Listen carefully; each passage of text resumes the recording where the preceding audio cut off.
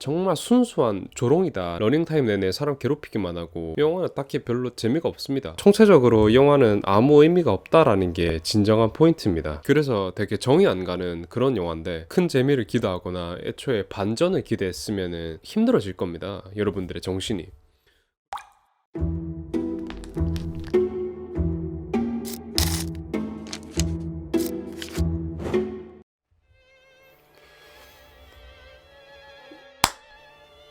네, 안녕하세요 여러분들. 딥그린입니다. 여러분들 또 이렇게 늘 오던 날 또 왔습니다. 수요일 밤이 촬영 날인데 항상 수요일만 되면은 항상 바쁘고 되게 긴장돼요. 오늘도 무조건 대본 완성하고 영상 찍어야지 이런 생각 때문에 되게 좀 약간 초조해지는 느낌 드는데 되게 기분 좋은 초조함이고 긴장이기 때문에 즐겁게 수요일 보내고 있습니다. 이게 남들이 이렇게 멀리서 제가 촬영하는 걸 보면 조금 웃길 것 같아요. 왜냐면 제가 카메라 한 대 앞에 이렇게 세워놓고 조명 켜놓고 주절주절 거리는 거다 보니까 좀 멀리서 보면 웃길 거란 말이죠.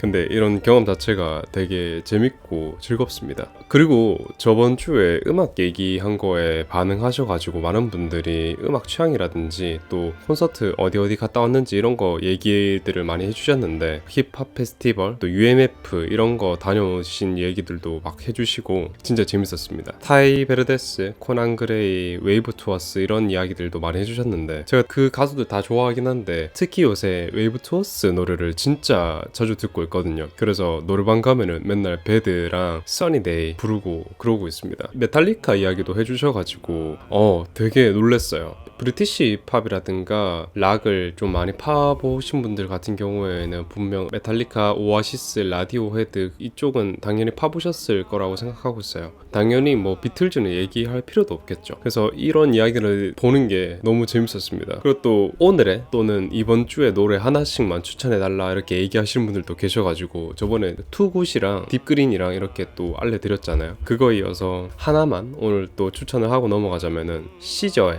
쓰자 라고도 하죠. 순자라고 하기도 하고 블라인드라는 노래 추천하고 넘어가도록 하겠습니다. 시저는 현 세대 최고의 R&B 가수라고 생각하는데 SOS 앨범 그거는 진짜 미친 명반이라고 생각을 합니다. 걸을 곡이 하나도 없는 그런 앨범인데 스누즈, 오픈암스, 굿데이 등등 너무 많은데 그 중에서 요새 저는 블라인드 제일 많이 듣고 있습니다. 네, 이렇게 노래 추천까지 하나 해드리면서 또 라우브 공연 갔다 온 거 이야기하고 올해 말에 타일러 더 크리에이터 이 아티스트가 내한을 하기로 돼 있거든요. 그래서 거기에 가는지에 대해서 또 여쭤보신 분들이 꽤 있었어요. 갑니다. 갈 거고 이 아티스트에 대해서 별 관심이 없을지도 모르겠다라는 생각도 같이 했는데 모르는 사람들도 은근히 있는 아티스트이긴 합니다. 근데 진짜 올드클래스 아티스트고요. 대중픽 아티스트이기도 합니다. 근데 이 사람이 냈던 앨범들 다 들어보신 분들은 아시겠지만 명반이 아닌 게 단 한 곡도 없습니다. 그래서 제가 너무너무 사랑하는 아티스트고 아마 콘서트 가서 눈물 한 바가지 쏟지 않을까 이런 예상을 벌써 하고 있습니다. 이런 이벤트가 있는 거는 한 해를 살아가는 데 있어서 굉장히 기분 좋은 계획들이고 그런 것 같아요. 그날만을 위해서 또 열심히 살아가는 그런 것들도 있으니까. 이 사람의 음악은 뭐라고 해야 될까요? 굳이 따지자면 라우브의 음악은 진짜 행복해지고 기분 좋아지고 그런 세상의 사랑을 온몸으로 적시고 또는 막 슬픔도 느끼는 이런 음악이라고 한다면 타일러의 이번 앨범 같은 경우에는 사람이 느끼는 모든 복합적인 감정이라든가 사회 문제도 들어가 있고 다양한 형태를 모두 느끼는 그런 앨범이라고 볼 수 있습니다. 그래서 이 아티스트는 정말 여러 방면에서 음악을 다루는 폭과 깊이가 엄청난 것 같아요. 아티스트마다 또 영화마다 그런 결이라고 해야 될까요? 그리고 또 깊이가 굉장히 차이가 나죠. 예를 들어서 제가 문라이트를 보고 흘리는 눈물이랑 엘리멘탈을 보고 흘리는 눈물의 무게가 약간의 차이가 있잖아요. 음악 앨범이라든가 아티스트들 간에도 이런 결이 갈린다라고 보고 있습니다. 그래서 아무래도 아티스트가 자전적인 이야기를 한 앨범 같은 경우에는 조금 더 높은 평가를 받기도 하잖아요. 그리고 그런 이야기를 담은 만큼 한 곡 한 곡을 듣기보다 앨범 전체를 다 듣는 그런 식으로 이 앨범을 소비하는 게 되게 좋습니다. 그리고 이 감정들에 대해서 공감을 하시거나 특별하다고 생각하시는 분들 같은 경우에는 완전히 빠져드실 것 같아요. 크로마코피아 그렇게 앨범까지 추천하면서 사실 뭐 아티스트들만의 결이 다름에 대해서 이야기를 했는데 그렇다고 해서 어떤 우열이 있다라는 건 절대 아니고요. 진짜 맛있는 치킨 한 마리랑 비싸고 고급 식재료를 쓰는 오마카세 이렇게 비교를 한다면 저는 둘 다 그 당시에 극한의 만족을 했으면은 똑같은 선상에서 5점 만점에 5점을 주거든요. 돈의 차이라든지 이런 건 있겠지만 이거는 이런 의미에서 5점을 줬고 이건 이런 의미에서 5점 만점 5점을 줬다 이렇게 얘기를 할 수 있는 부분인 겁니다. 그래서 어떤 우열을 가리기보다 차이가 있다 이 정도로 이야기를 할 수 있을 것 같아요. 내가 그냥 행복해 했거나 또는 뭔가를 느꼈으면은 만점 주는 거예요. 그리고 저 같은 경우는 음악을 들을 때 책이랑 좀 비유를 하자면 사람들이 그렇게 얘기를 하잖아요. 시간 날 때 책을 읽는다 이렇게 얘기를 하는데 저는 책을 읽기 위해서 시간을 내야 된다 이렇게 생각을 하고 있어요. 그거랑 비슷하게 저는 제가 좋아하는 가수가 앨범을 내면은 요새 앨범 곡수가 많다고 치면은 풀 앨범 돌리는데 많아도 1시간 정도 걸리죠. 그래서 저는 그 앨범을 사들고 와서 또는 유튜브 뮤직으로 가사를 보면서 각 잡고 탁자에 앉아가지고 맥북 틀어놓고 가사 읽으면서 뮤비도 감상하면서 앨범을 쫙 온전히 감상하는 시간을 가져요. 그런 앨범 전체의 기승전결을 또 음악의 온전한 맛을 보는 거를 되게 좋아합니다. 그렇게 아티스트가 앨범 하나로 아티스트로서가 아닌 한 인간으로서 말들을 건네는 거를 너무 사랑하고 그 이야기를 들을 수 있으면 굉장히 행복해 하는 것 같아요. 거기서 되게 감동을 느끼는 거죠. 그런 의미에서 AI가 영화에 또는 음악에 개입하는 거를 혐오하시는 분들을 어느 정도 이해를 하긴 합니다. 그리고 우리가 매체를 선택할 수 있는 선택관을 가진 만큼 그 선택에 집중을 많이 해야 될 것 같다 이런 생각도 가지고 있습니다. 그리고 그렇게 문화를 매체를 소비함에 있어서 그 중에서도 폭력에 관한 선택이 있어서 굉장히 비판적인 시선을 가진 작품이 하나 있어요.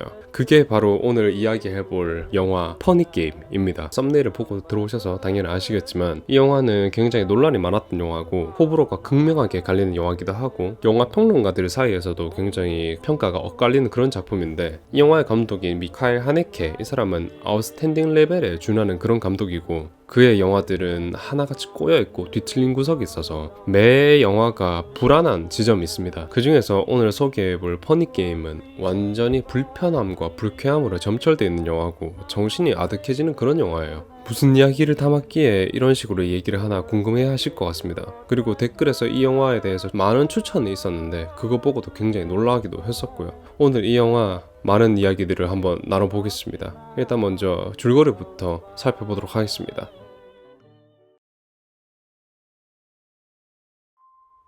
네, 영화가 바로 시작합니다. 오스트리아의 한적하고 아름다운 도로예요. 어느 단란해 보이는 가족이 차를 타고 차 뒤에는 보트를 매달아 끌고 도로를 달리고 있습니다. 어딘가를 향해서 가는 중인 것 같은데 우아한 클래식 음악을 들으면서 설레는 드라이브 중입니다. 가족 구성원은 아들, 그리고 엄마, 아빠, shepherd 강아지 이렇게 넷 가족이라고 해야 될 것 같네요. 이 넷 가족의 차는 레인지로버에 뒤에 매단 보트는 보아하니까 굉장히 고급 보트인 것 같아요. 꽤나 잘 사는 중산층 가정인 것 같습니다. 여름 휴가를 맞아서 별장으로 향하는 중이에요. 이후에 CD를 갈아 끼우는데 어떤 그라인드코어 락 음악이 영화 전체에 퍼지면서 제목이 온 화면을 뒤덮습니다. 그리고 각자의 얼굴을 클로즈업 하는데 묘하게 표정이 굳어 있어요. 그렇게 영화는 서서히 막을 올립니다. 그렇게 별장에 도착해갈 때 어느 집 대문 앞에 차를 갑자기 정차를 해요. 그 저택 마당에는 친한 이웃 부부가 있는데 다음날 주인공 가족과 골프 내기에 앞서서 골프 연습을 하는 것처럼 보입니다. 근데 못 보던 사람 2명이 이 부부와 함께 있습니다. 흰 옷을 입은 사람들인데 반가워하면서 말을 건네는 주인공 가족 부인의 말에 이웃 부부 대신에 그 흰색 옷을 입은 남자 2명이 대신해서 자기들을 소개하고 반갑게 인사를 나눠요.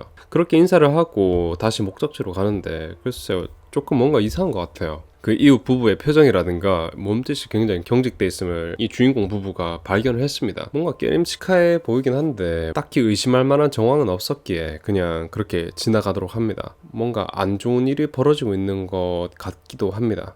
그런 생각을 하던 와중에 별장에 도착했고 차를 주차하고 짐을 풀고 부인은 부엌 냉장고에 먹을 것들을 놔두고 창고 정리를 하기 시작하고 나머지 가족 구성원들은 저택 이리저리를 돌아봐요. 근데 그때 누군가 이 집에 찾아옵니다. 아까 차를 차를 타고 오면서 봤던 그 이웃이에요. 그 이웃 부부 중에 남편이랑 흰색 상의를 입은, 그리고 또 머리가 굉장히 짧은 그 청년과 함께 주인공 가족의 집을 방문했습니다. 근데 그 셰퍼드 개가 이 흰옷 남자를 향해서 막 짖어대고, 남편은 당황해하면서 얘가 원래 이런 애가 아닌데 라고 하면서 개를 진정시키고 이 둘이랑 대화를 합니다. 흰옷 남자는 만나서 반갑다고 하면서 이웃 부부의 지인이라고 자신을 소개합니다. 주인공 부부 중에 아내도 마당으로 나와서 이웃과 반갑게 인사하고 그 흰옷 남자를 마주하는데 뭔가 이상한 낌새가 있습니다. 이상하니 많지 여유로운 흰옷의 남자와 뭔가 씌인 것처럼 어색하고 뚝딱거리는 경직된 모습을 보이는 이웃. 뭔가 이상하긴 하다만 뭐 그렇게 걱정할 게 있을까요? 별일 있겠습니까? 그렇게 찾아온 손님 둘은 자기 집으로 돌아가고 남편과 아들은 함께 호숫가에 보트를 진수하러 갑니다. 아내는 다시 부엌으로 돌아가서 식사 준비를 하기 시작하고요. 고기를 썰고 채소를 분류할 때 아들이 부엌으로 찾아와요. 칼을 하나 달라고 부탁을 합니다, 어머니에게.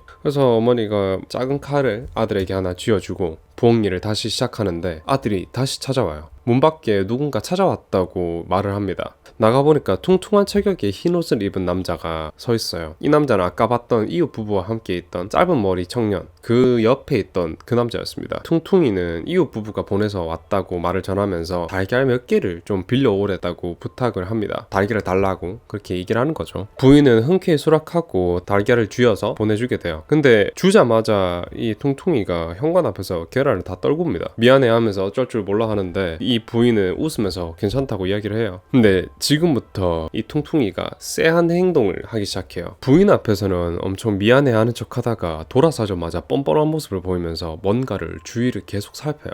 그리고는 계란이 조금 더 남지 않았냐고 물어봅니다. 자기가 깨뜨려 놓고 남은 계란이 있으니까 그거라도 또 달라 이렇게 얘기를 하는 거죠. 이해를 못할 정도로 무례한 이 남자는 갑자기 부엌 안으로 들어오게 돼요. 그리고는 계란을 포장까지 해달라고 뻔뻔스럽게 그리고 또 능청스럽게 이야기를 합니다. 선을 넘을 듯 말 듯 묘하게 버릇이 없는 이 남자는 남의 부엌에 들어와서 또 사고를 칩니다. 부인의 핸드폰을 개수대에 받아놓은 물에 풍덩 빠뜨린 거죠. 부인은 소리를 지르면서 폭발하기 직전이었지만 휴가에 와가지고 처음 보는 이웃에게 화를 내기도 뭐하고 또 처음 보는 사람이니까 어떻게 짜증을 내겠습니까?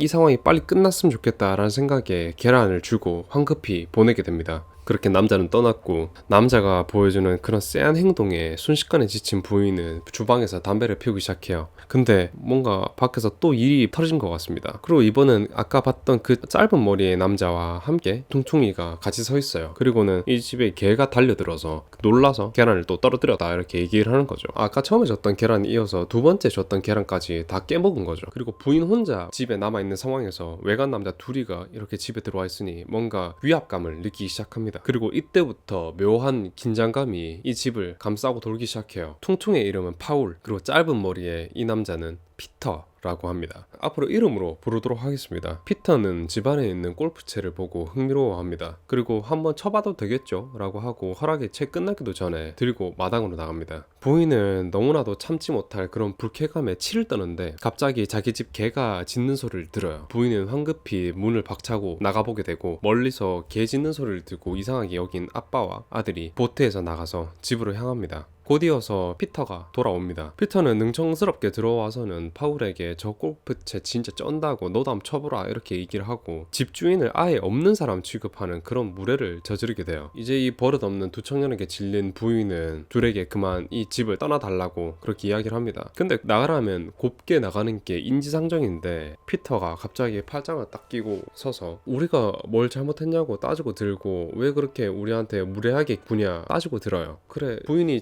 그러면은 나가주겠다 합니다만 대신 계란을 받으면 나가겠다 이렇게 얘기를 합니다. 근데 아까 주지 않았느냐고 하는데 그 집 개가 놀라게 해서 떨어뜨렸으니까 그 책임은 당신들한테 있다. 다시 계란을 우리는 받아가야겠다라고 이야기를 합니다. 그냥 이 상황이 무섭고 불쾌한 부인은 그냥 썩 나가달라고 이야기를 하는데 자신들은 계란을 받지 않으면 나가지 않겠다고 부인과 입씨름하기 시작해요. 이때 남편이 돌아왔고 뭔가 이상한 상황에 당황하는데 부인은 남편에게 이 사람들을 쫓아내달라고 말을 하게 돼요. 근데 이 상황이 그저 어리둥절한 남편에게 피터와 파울은 자기들은 잘못한 게 없는데 부인이 너무 예민하게 군다라고 오리발을 내밀고 묘하게 남편을 압박 빡해오기 시작해요. 결국 선을 넘는 물에 남편은 화가 나서 피터의 뺨을 손바닥으로 후리게 되고, 피터는 그에 대한 보복으로 골프채로 남편의 무릎을 강하게 가격을 합니다. 남편은 비명을 지르면서 쓰러지게 됐고, 그 일격에 다리는 골절을 당하게 됐어요. 그리고 이 두 청년은 완전히 본색을 드러냅니다. 시키는 대로만 하면 아무 일도 일어나지 않는다고 이들에게 표정 하나 바뀌지 않고 이야기를 하고, 자신들이 원하는 대로 이 가족을 조종하기 시작합니다. 분노한 아들이 덤벼들어보지만 이 둘은 어린아이에게도 얄짤없습니다. 그대로 제 앞에서 눕혀버리고, 네가 가만히 있지 않고 예의 없게 굴면 너희 아빠와 엄마를 죽여버리겠다. 그리고 피터는 파울을 의대생이라고 소개하고는 남편의 다리를 고칠 수 있게 협조를 하라고 합니다. 그리고 아까 걔는 피터가 골프채를 시험해보러 나갔을 때 미리 성가실 경우를 대비해서 죽여버린 거였습니다. 아까 피터가 골프채를 들고 나갔을 때 개 짖는 소리가 들렸던 게 바로 그 이유였죠. 개의 생사를 확인해보라면서 부인을 시켜서 여기저기를 둘러보게 만들었는데, 피터는 뒤에서 그 모습을 지켜보고 있습니다. 근데 그때 피터가 벼랑간 뒤를 돌아보면서 카메라를 응시하기 시작해요. 그리고는 화면을 바라보고 있는 관객들을 향해서 소름 끼치는 윙크를 하면서 미소를 짓습니다. 피터는 부인을 데리고 호숫가에 데리고 가는데, 또 다른 가족이 별장에 도착해서 보트를 타고 나타났습니다. 주인공 가족과 막역한 사이로 보이는데 반갑게 인사를 하고 피터는 이들에게 눈도장을 찍어 놓습니다. 그리고 그 이웃 가족이 피터에게 질문합니다.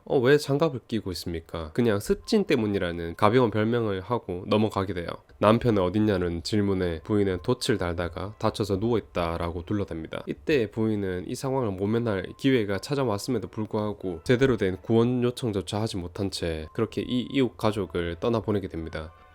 이 장면은 저희가 비슷하게 본 적이 있습니다. 영화 오프닝에서 주인공 가족이 차에 타가지고 잠깐 정차를 하고 그 이웃 가족과 인사를 했을 때 그 장면이랑 묘하게 비슷한 그림이에요. 그렇게 부인은 이 이웃 가족과 후에 만남을 도모하고 피터와 함께 다시 집으로 돌아가게 됩니다. 부인은 놈들의 협박에 남편을 부축해서 집안 거실 소파로 데리고 옵니다. 남편은 이 상황에 너무나도 분노해서 이 두 청년에게 반말로 욕을 하기 시작하는데, 그에 대한 대가로 피터는 남편의 골절된 다리를 발로 밟아 지디겨버립니다. 엄청난 고통에 남편은 몸부림치면서 이 둘의 폭력성과 무자비함을 확인합니다.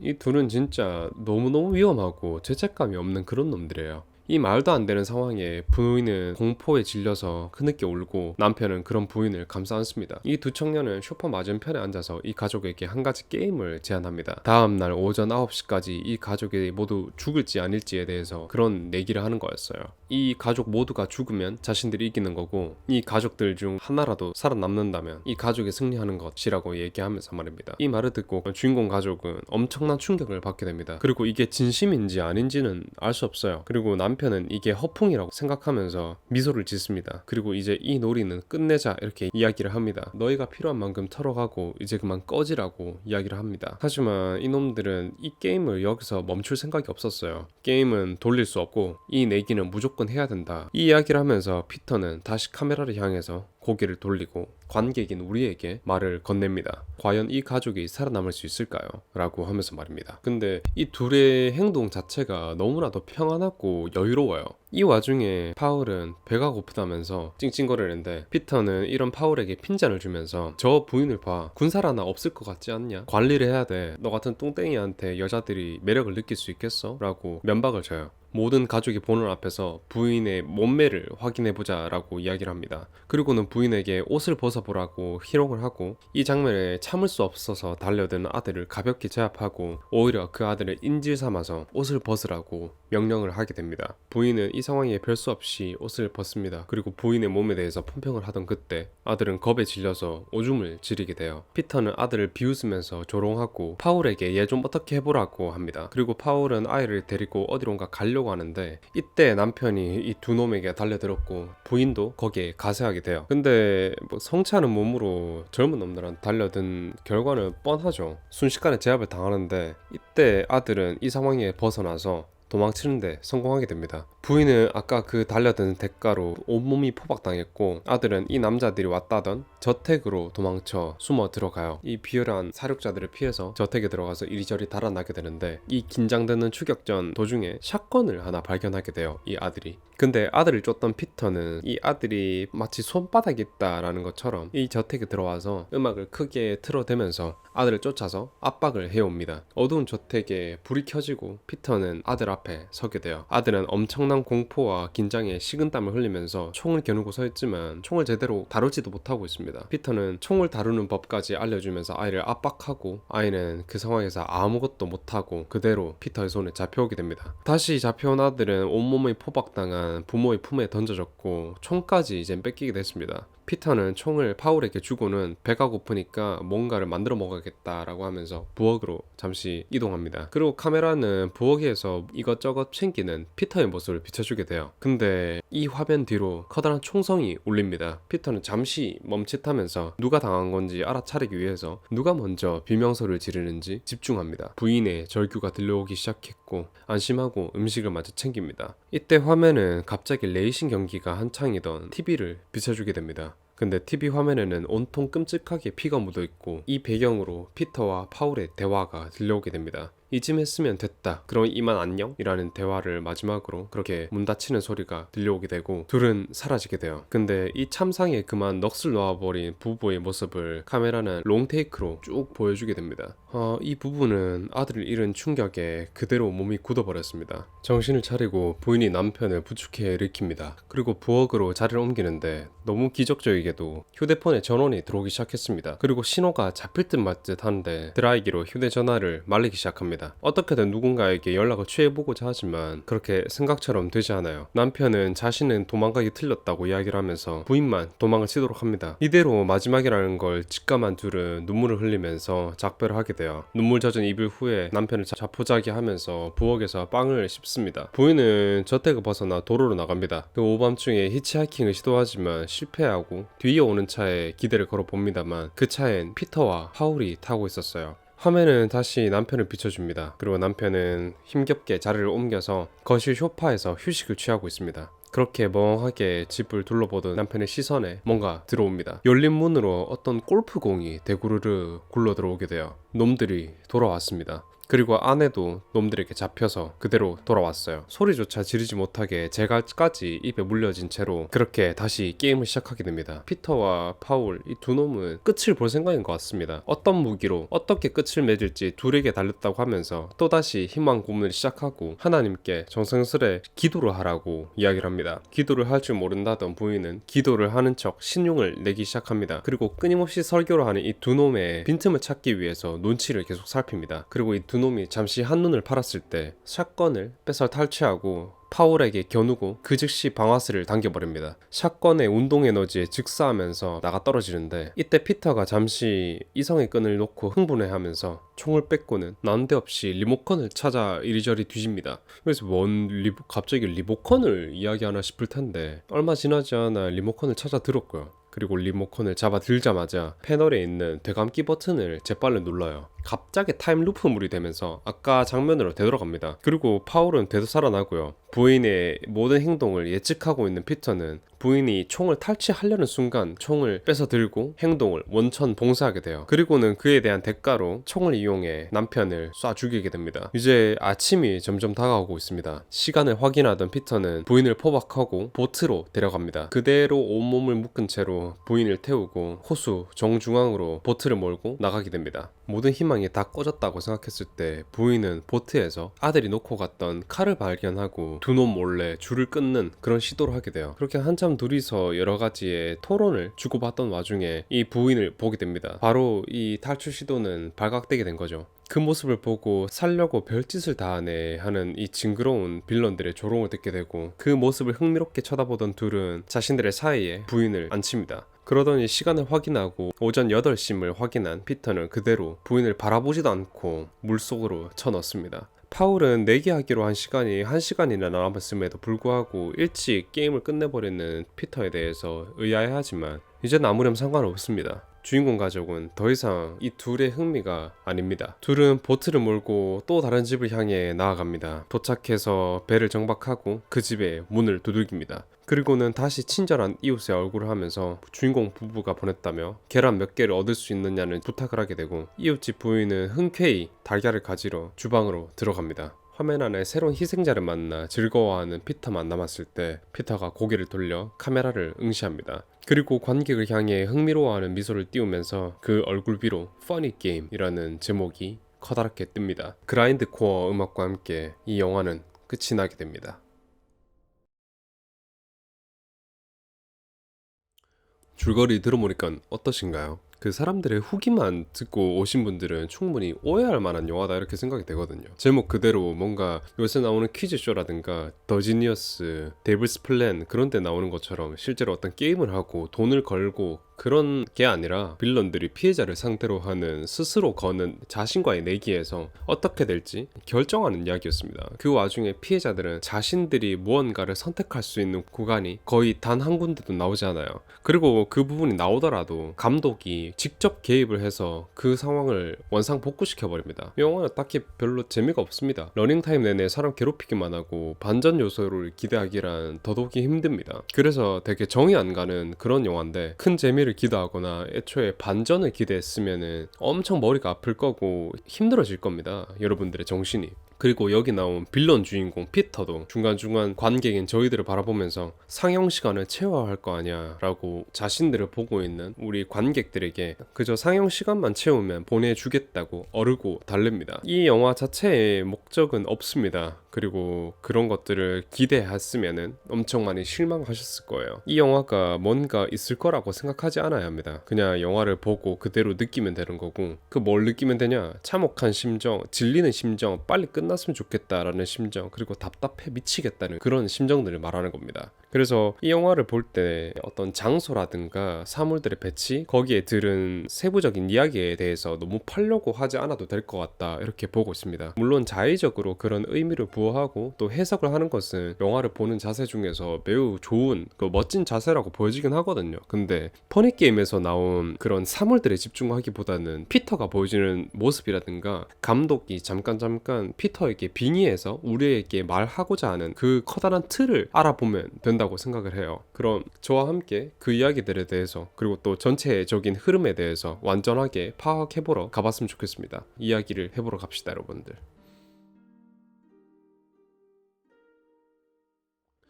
이런 주인공들이 시종일관 당하기만 하고 어떤 참교육이 없는 영화는 보는 것 자체가 진짜 힘듭니다. 여러분들은 이 영화를 처음에 어떻게 알고 어떻게 생각하고 접근했는지 어느 만큼 알고 접근했는지는 모르겠지만 저는 처음에 이거 스릴러 그리고 퍼즐 형식의 영화인 줄 알고 굉장히 흥미롭게 접근을 했었어요.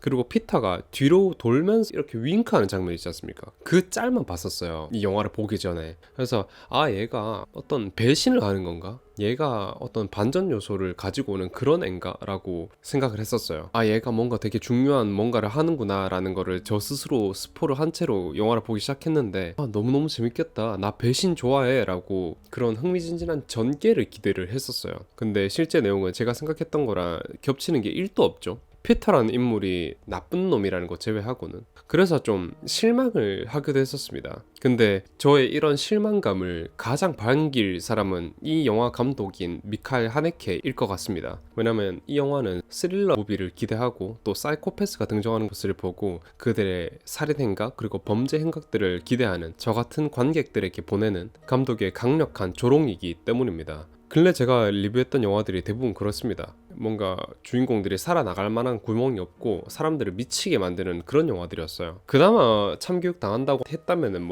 살인마 재개 집 정도가 되겠는데 이 영화는 화면 자체가 유난히도 정적이고 장소 자체도 바뀌지가 않아요. 별장 그리고 거실이라는 굉장히 국한된 공간에서 벌어지는 사건들이고 피해자들이 그곳을 잠깐 벗어나더라도 조금 있다 다시 잡혀서 이 집으로 다시 끌려오게 돼요. 그러니까 장소의 한정성이라는 게 이 영화에서 굉장히 두드러지게 드러난다는 거죠. 폐쇄된 공간에서 벌어지는 사건과 너무나도 지루하게 정말 부담스러울 정도로 많은 텍스트 양이 오고 가는 그런 사건의 흐름인데 그래서 앞서 이야기한 것처럼 이 영화가 별로 딱히 재미가 없다라는 겁니다. 등장인물들은 꽤나 평면적이고 깊이가 없습니다. 따라서 이 인물이 어떤 인물인지에 대해서 심도 있게 알아챌 수가 없어요. 성장 배경이고 뭐고 중간에 피터가 파울에 대해서 그리고 또 그의 과거에 대해서 이야기를 하는 장면이 있는데 그런 장면을 제외한다면 어떤 딱히 서사가 있는 게 아니다 보니까 경찰의 사건 일지를 영상화해서 보는 느낌이다 이런 부분도 있습니다.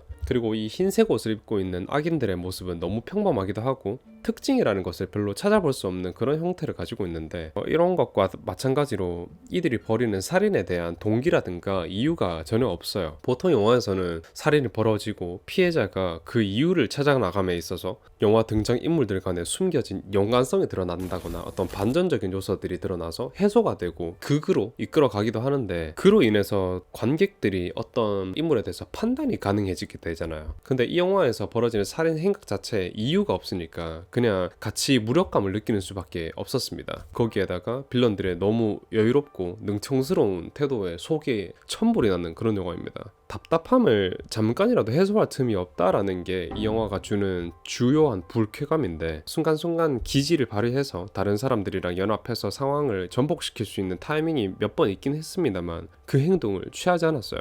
그리고 결정적으로 이거는 정말 순수한 조롱이다 라고 생각되는 장면들이 한 두 가지가 있는데, 영화 초반에 호숫가에 배를 진수하고 있었잖아요, 이 아들과 아버지가. 그리고 개가 짖는 것을 보고 집으로 황급히 가보게 되는 장면이 있습니다. 거기서 아들이 엄마한테 받아온 칼을 보트 위에 놔두게 되는데, 아버지가 별장으로 황급히 돌아가면서 이 칼을 발로 차게 돼요. 그래서 이 칼이 배 바닥 구석에 떨어지게 되는데, 저는 이게 처음에 이 칼이 되게 중요한 매개가 되겠다라고 생각해서 이거를 머릿속에 기억을 해놨었는데, 종반부에 이 빌런 두 명이 부인을 포박해서 보트에 태우잖아요. 그리고 부인이 칼을 발견하고 집어 들어가지고 살인자들 몰래 줄을 끊어서 탈출할 시도를 하게 됩니다. 근데 시도를 하자마자 발각되고 잔인한 조롱 후에 칼을 그냥 호숫가 던져버려요. 그리고는 부인을 마치 무슨 테이블에 묻은 얼룩을 행주로 닦듯이 가볍게 물에 빠뜨려 죽여버리게 되는데, 이 부분에서 어리석게도 나도 몰래 그런 희망을 품고 있었구나 하는 생각이 들어서 헛웃음이 나왔던 그런 장면이었습니다. 또 다른 하나는 부인이 총을 들어서 파울을 쏴버리는 그런 장면이었어요. 이 영화에서 유일하게 시원한 장면이기도 했고, 동시에 직접적인 살인 묘사가 나오는 장면이에요. 그리고 그 시원함이라는 거는 이 빌런 중에 한 명이 죽어서 좀 통쾌감을 느꼈다는 거겠죠. 근데 뭐 줬다 뺏는 것도 아니고 그냥 리모컨 딸깍으로 상황을 다시 돌려버리게 됩니다. 마지막 남은 희망마저 박살내버리는 감독의 직접적인 개입이라고 볼 수 있겠습니다. 그리고 이런 특수한 살인 행각들을 나타내기 위해서 악의 평범성이라는 그런 개념에 걸맞게 피터와 파울 이 인물은 두드러지는 특징보다는 일상에서 마주할 법한 그런 전형을 띠고 있어요. 조금 그 부분에 대해서 자세히 이야기를 하자면 좀 얼빠진 듯하고 어리숙해 보이고 착해 보이는데, 그 점을 이용해서 순식간에 선을 넘고 남을 불쾌하게 하는 파울, 그리고 남의 물건을 함부로 건드려대고 자신의 것인 마냥 순식간에 무례함과 은근한 폭력을 부리는 피터, 이런 놈들은 저희가 일상에서 간혹 가다가 한 번씩 볼만하긴 하잖아요. 그리고 이 부분에 대해서 뭐라고 지적하면 우리가 이상한 사람 되는 그런 묘한 불쾌감을 가지고 있는 인물들 말입니다. 선을 가지고 넘을 듯 말 듯 줄타기 하는 이런 사람들은 진짜 대처하기도 어렵고, 그래서 되게 짜증나게 만들고 곤두서게 만드는 구석이 있습니다. 그리고 또 맡겨둔 것처럼 계란을 달라고 하는 부분도 진짜 기가 찼었는데, 이렇게 뭔가 나사를 빠진 캐릭터로 만들어 놓은 게 이 이야기를 끌어가는데 굉장히 좋게 작용을 한 것 같다, 이렇게 얘기를 할 수 있겠습니다. 그리고 이 두 명의 빌런들 가운데 피터에 대해서 좀 더 이야기를 깊게 해보고 싶어요. 왜냐면 이 두 명 중에서 누가 더 큰 비중을 가지고 있냐라고 한다면 압도적으로 피터가 더 중요한 비중을 가지고 있거든요. 그리고 이 주요 사건의 진행을 맡은 사람이라고 볼 수 있겠습니다. 일단 비주얼적으로는 살인 과정에서 지문을 남길까봐 하얀 장갑을 끼고 위압감 드는 그런 근육질 몸이 아니라 학다리 같은 그런 마른 모습을 가지고 있고, 별로 위험해 보이지 않는 이 모습이 이 캐릭터가 불쾌한 이유 중 하나다, 이렇게 얘기를 할 수 있겠고, 요상하리 많지 이 캐릭터는 온몸에 하얀색들만 입고 있어요. 완전히 하얀 상의, 그리고 완전히 하얀 셔츠에 가까운 바지, 그리고 흰색 컨버스. 이 인물이 가지고 있는 결벽증적인 그런 예민함이 드러나는 부분입니다. 심지어 저희는 곡물 튀는 거 먹으러 갈 때에도 흰옷을 피하는데, 피가 튀고 혈흔이 낭자한 살인판을 벌이는 곳에 이런 올 화이트를 입고 간다는 게 얼마나 이질적인가요? 심지어 영화 내내 이 남자는 자신의 옷에 그리고 자신의 몸에 그 어떠한 얼룩도 남기지 않습니다. 그래서 이런 결벽적인 면모를 더욱 강조해서 이질적으로 만들었고, 그런 너무나도 완벽한 모습에서 관객들로 하여금 좌절감까지 느끼게 만들었구나 라는 생각을 했습니다.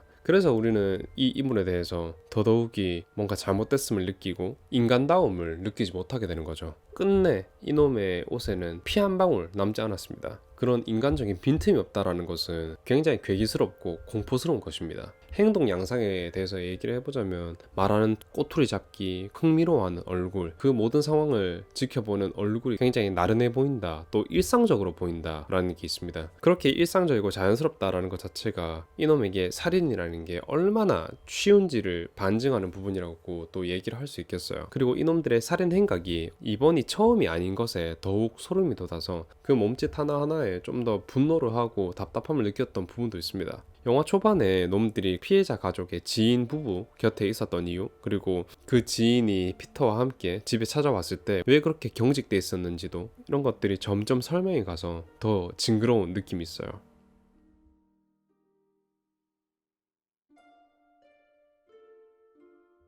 그리고 이 영화가 유난히 싫은 이유 중 하나는 롱테이크로 장면들을 자주 이어놨다는 것에 있습니다. 부부와 이 빌런 간의 대화에서도 카메라는 잠시도 저희한테 틈을 주지 않아요. 이 질리는 긴장을 해소시켜주지 않습니다. 장면의 어떤 참혹함을 더 증폭시키게 되는데 그것이 되게 와닿았어요. 거실 소파에 양측이 서로 마주보고 앉아서 이 살인게임에 대해서 계속 이야기를 하는 모든 장면들이 편집과 장면 전환 없이 시종일관 뚫어지듯이 나와서 어느 장면이 딱 롱테이크다 이렇게 얘기하기가 어려울 정도예요. 그 중에서도 가장 놀랍고 충격적인 장면이 있느냐 한다면 피터가 부엌에서 먹을 것을 뒤지다가 큰 총성이 한번 들리는데 잠깐 상황 파악을 하기 위해서 누가 먼저 비명을 지르는지 듣고 부인의 비명 소리가 들리는 것을 듣고 파울이 저 집 아들을 죽였구나 하는 것을 깨달은 뒤에 다시 부엌을 뒤져요. 파울이 주인공 가족의 아들을 쏴 죽인 묘사를 TV 브라운관에 덕지덕지 묻은 피로 암시를 하게 되는데 여기에서 어떤 상황 정리를 인물들을 직접 보여주지 않고 레이싱이 한창인 TV 스크린을 보여주면서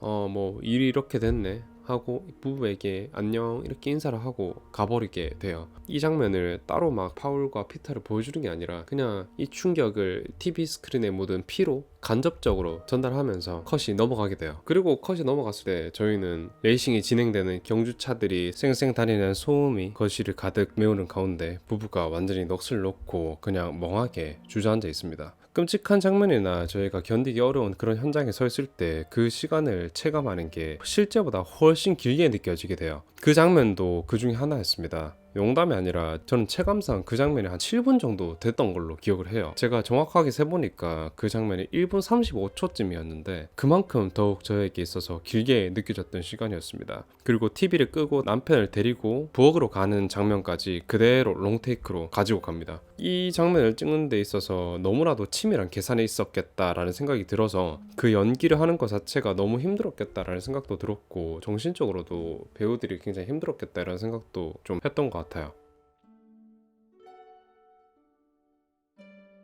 이 영화를 보고 독일의 공포 영화 그리고 또 고어 영화에 대한 이야기를 또 하고 싶어졌어요. 보면은 표정이라든지 감정들이 굉장히 정제되어 있고 행위 자체가 매우 과감하다 이렇게 얘기를 할 수 있겠습니다. 그리고 그 행위들을 보여주는 방식에 있어서 다른 나라의 영화들과 굉장히 차이가 있다 이렇게 느껴지는데 어떤 때리는 부위를 극적으로 클로즈업 한다거나 와이드 샷으로 확 전환하고 그런 거를 보여주는 게 아니라 이거는 미칼 하네케 감독의 특성이기도 하겠지만 그냥 평소에 일어나는 일처럼 묘사를 하는 부분이 있어요. 화면 자체가 좀 평면적이다 이렇게 느껴지는데 그럼 하나의 비교를 해보고 싶습니다. 가장 대표적으로 저는 프랑스의 고어 영화라든가 공포 영화들과 비교가 가능하다고 생각을 해요. 각기 감독만이 가지고 있는 표현 방식 자체가 다 다르다 이렇게 얘기를 할 수도 있겠지만 큰 나라의 틀로 봐도 이 둘은 꽤 차이가 나는 것 같습니다. 그리고 같은 영화를 찍어도 이 두 나라는 조명하고 또 촬영을 하는 그런 방식이 완전히 다른 것 같아요. 독일 같은 경우에는 장면이 주는 충격이 목적이 좀 더 커 보입니다. 이 말을 조금 더 펼쳐서 이야기를 해보자면 큰 틀로서 장면의 충격을 더 크게 주고 쌓아서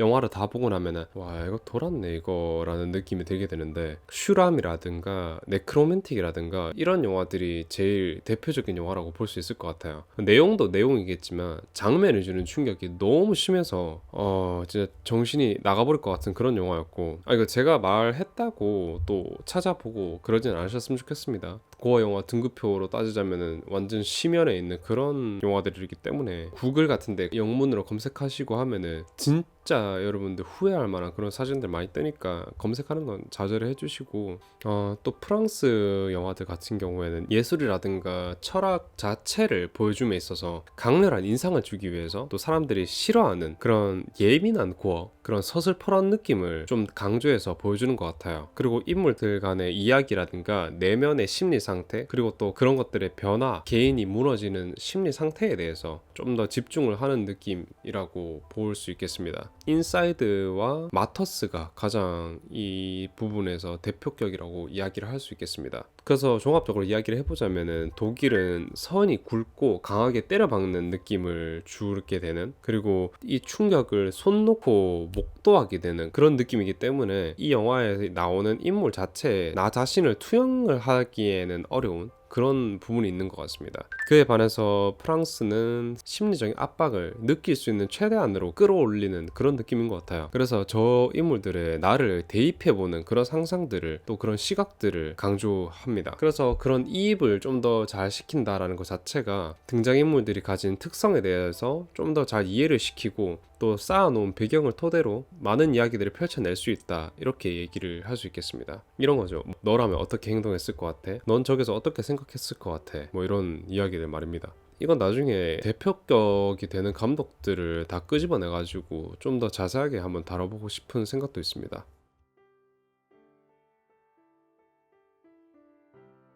이 영화 빌런들은 관객인 우리들을 자각하고 있습니다. 그리고 끊임없이 중간중간에 말을 걸어오게 돼요. 커맨시에서 말했던 사회 벽을 넘어서 우리를 보고 자신들의 감정을 그대로 전달하는 그런 연극적인 연출이라는 게 아닙니다. 진짜로 우리한테 말을 계속 걸어와요. 사회 벽을 깨면 유머스럽고 지나친 긴장을 약간 해소할 수 있다는 그런 장점이 있긴 하지만 몰입도가 급격하게 떨어질 그런 위험이 있습니다. 현실감과 현장감을 한순간에 박살낸다는 건데, 그러거나 말거나 상관없다라는 태도인 것 같은 피터의 태도가 굉장히 인상적이었어요. 부인이 개를 찾으러 다닐 때도 우리에게 뒤돌아서 눈을 마주치고 윙크를 하고, 이 게임을 끝내달라고 간청하는 부인에게 그건 너무 비겁하다고 말하면서 갑자기 카메라를 똑바로 응시하더니 상영 시간은 채워야지 안 그래? 라고 우리를 어르고 달랩니다. 또 이들이 과연 살아서 나갈 수 있을까라는 질문을 우리에게 넌지시 던지는데, 이 살인이 그저 자신들에게는 흥미거리 또는 그 반응이 좀 재미없어지는 때 비로소 게임을 종료하겠다라는 아주 사이코적인 인물 묘사와 더불어서 이 고통을 끝내고 싶다면, 저 가족이 고통받는 거 끝내고 싶다면 그냥 리모컨을 들어서 또는 패드의 전원을 눌러서 또는 영화관 관람석에서 박차고 일어나서 그대로 퇴장하라고 그렇게 하는 것 같기도 합니다. 그리고 매우 흥미롭게도 감독이 인물에 잠깐 빙의했다가 마는 것이 아니라 전체적인 영화 흐름에 직접 개입하기도 해요. 부인이 피터의 빈틈을 파고들어서 샷건으로 파울을 쏴 죽이는데 이 영화에서 유일하게 한번 흥분을 하게 돼요. 그리고 리모컨을 내놓으라고 윽박 지르다가 리모컨을 발견하고 되다감기 버튼을 재빨리 눌러요. 갑자기 타임루프물이 되게 되는 거죠. 저는 이 연출이 주는 의미가 뭔가 했는데 결국 이 모든 것이 그저 허구일 뿐이고 그 자체로 의미가 있는 영화가 아니다라는 것을 이야기하는 그런 장면으로 보여졌습니다. 이 영화에 목을 매지 말고 저들을 구원해 주려면 네가 지금 이 영화를 끄고 나가야 돼 라는 것이었습니다.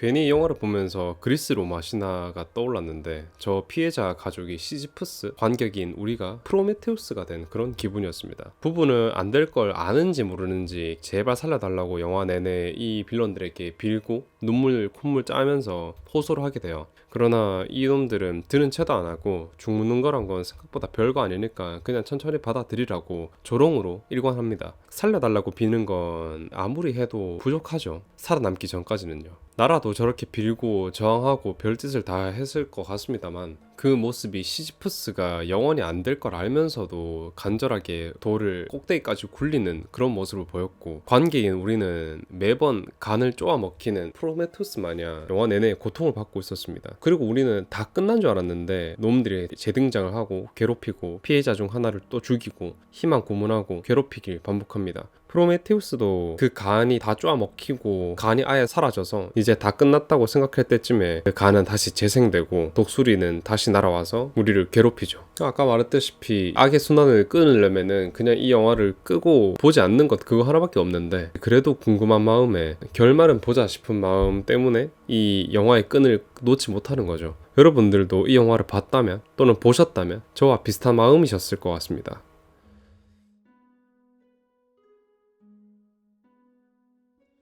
과연 이 게임이 누구에게 퍼니 게임인가 라고 질문했을 때 감독은 이 영화 피해자와 관객을 동일시하려는 목적이 드러난다 이렇게 보고 있습니다. 이 게임은 영화에서 등장인물들끼리 하는 게 아니라고 생각하고 있어요. 아까 방금 그리스 로마 신화에 비유하듯이 감독이 우리에게 거는 운명의 장난 같은 거라고 보고 있습니다. 그리고 결말이 정해져 있다라는 거는 피터가 리모컨으로 타임루프를 걸었을 때 그때 우리는 다 알고 있었잖아요. 이 가족들은 다 몰사당하겠구나 이런 결말들 말입니다. 여기까지 왔으면은 우리가 이 사페적인 장난을 그냥 끝내지 않고 왜 이토록 우리를 고통에 빠지게 만드는가, 굳이 미카엘 하네케 같은 감독이 이런 영화를 만든 이유가 뭘까라는 질문에 감독이 인터뷰에서 직접 밝혔습니다. 감독은 어떤 영상 매체든 음악이든 문학이든 소설이든 그 안에 들어차있는 폭력을 소비하는 사람들의 기조에 회의감을 느끼고 있었어요. 사람들에게 폭력을 마치 하나의 유익거리로 여기는 것 자체에 굉장히 강렬한 비판을 하고 있다 이렇게 볼 수 있는 거죠.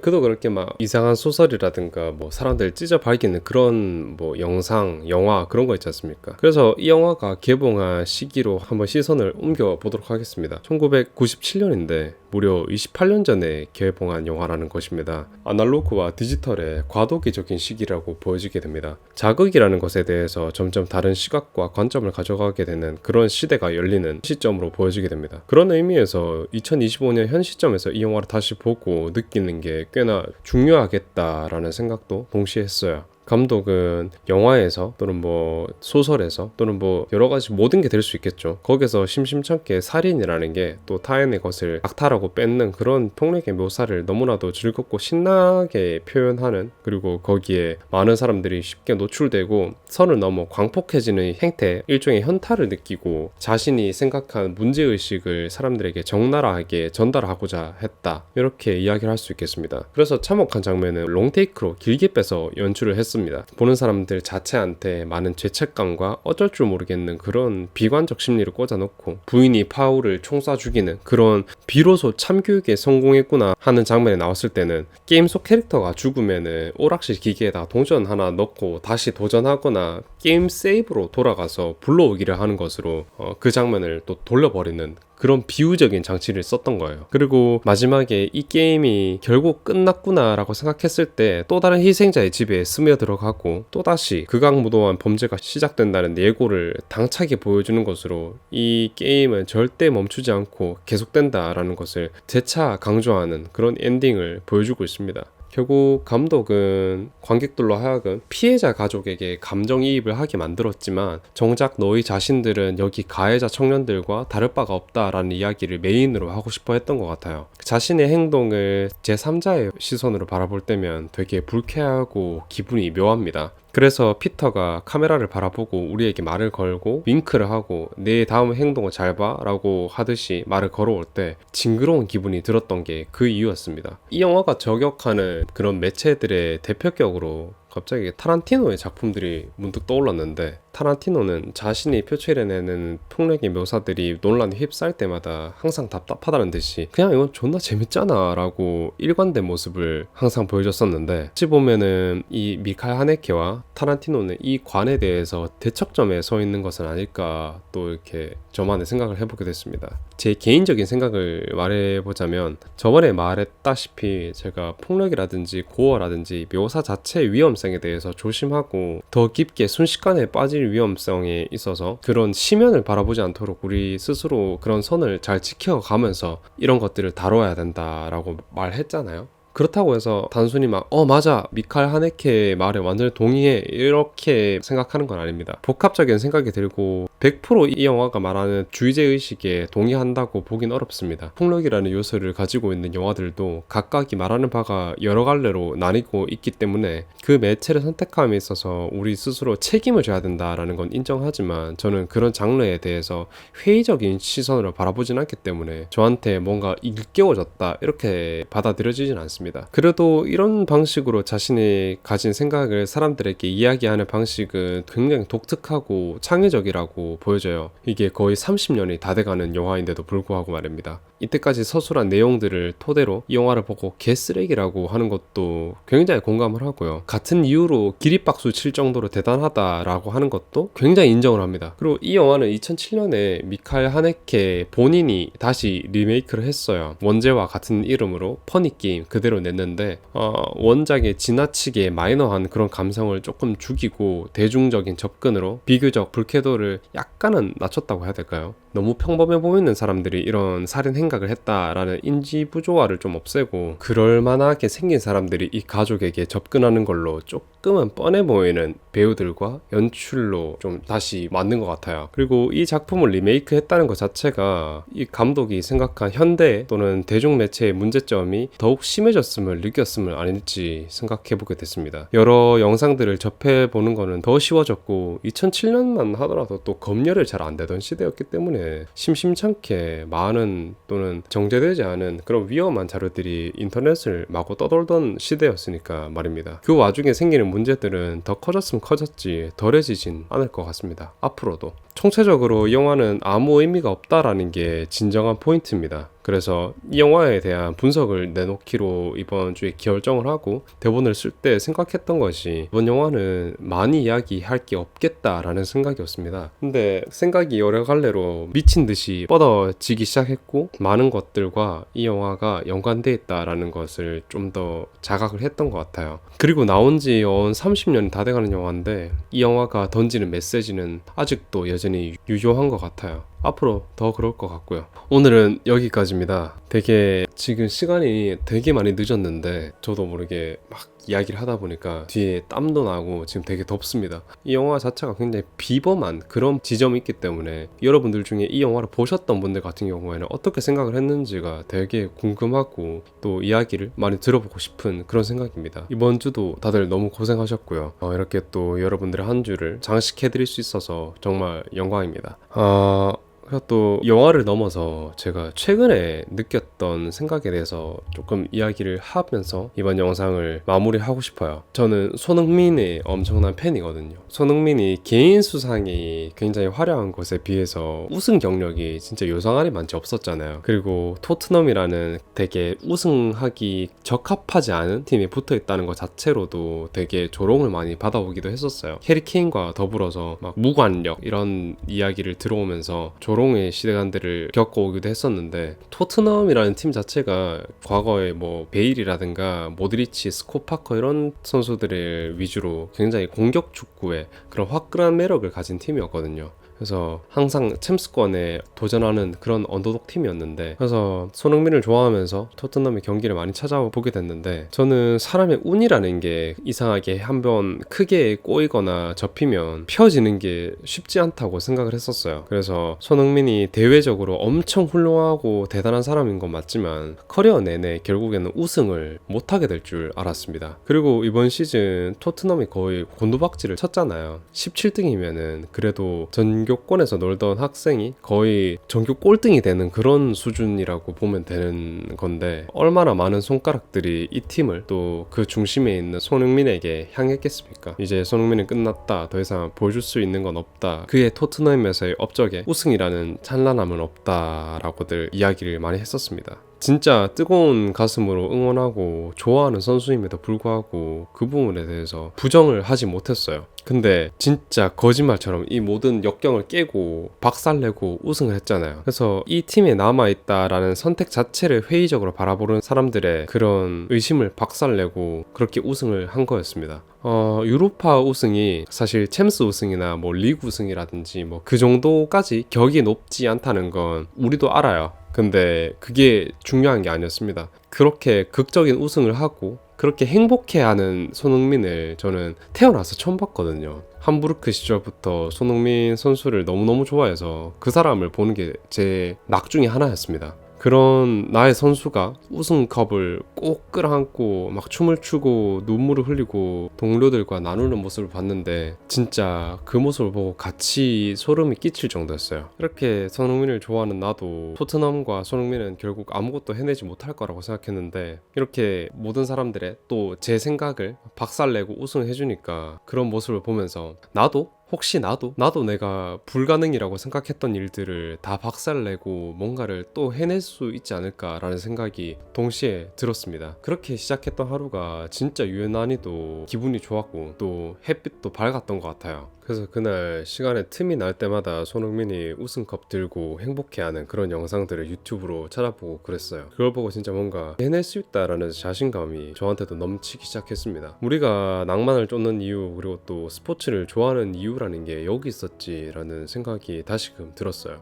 우리도 다 그렇게 생각하고 삶을 만들어 나갔으면 좋겠습니다. 장대한 계획을 세워놓고 완벽하다고 생각했을 때도 그 계획에 오류가 있어서 또는 순간순간 찾아오는 나의 슬럼프로 인해서 한 번씩 넘어지기도 하고 멈춰서 가기도 하고 중간중간에 또 뭐 실패도 맛보고 그러지 않습니까? 그리고 제 인생도 이제야 뭔가 하나 이룰 수 있을 것 같을 때 엎어지고 예상치 못한 문제로 어이없게 넘어지고 돌아서 가야 될 상황들이 생기고 그랬거든요. 지금도 만들어가는 중이긴 한데 중간중간 힘듦도 있고 즐거움도 있고 설렘도 있고 그렇습니다. 여러분들 모두는 한 분 한 분 저랑 비교도 안 되게 훨씬 대단하고 멋진 사람인 거 제가 알고 있습니다. 이 말을 하는 게 제가 괜히 겸손해 보려고 하는 게 아니라 저 역시도 아무것도 아닌 사람이고요. 그냥 이야기하는 거 좋아하고 여러분들이랑 나누는 거 좋아하고 이런 것들을 공유하는 장을 만들고 싶다. 그래서 여기 이렇게 앉아 있는 거고 여러분들도 자신의 잠재력을 많이 믿고 앞으로 다 같이 나아가 봤으면 좋겠습니다. 이 말을 여러분들께도 하는 이야기지만 이 이야기를 하면서 저 스스로한테 용기를 내라고 격려를 하려고 이 이야기를 하는 것 같기도 해요. 힘냅시다 여러분들. 이번 주도 거의 마무리돼 가니까 또 잘 먹고 잘 쉬고 좋은 거 보고 좋은 거 듣고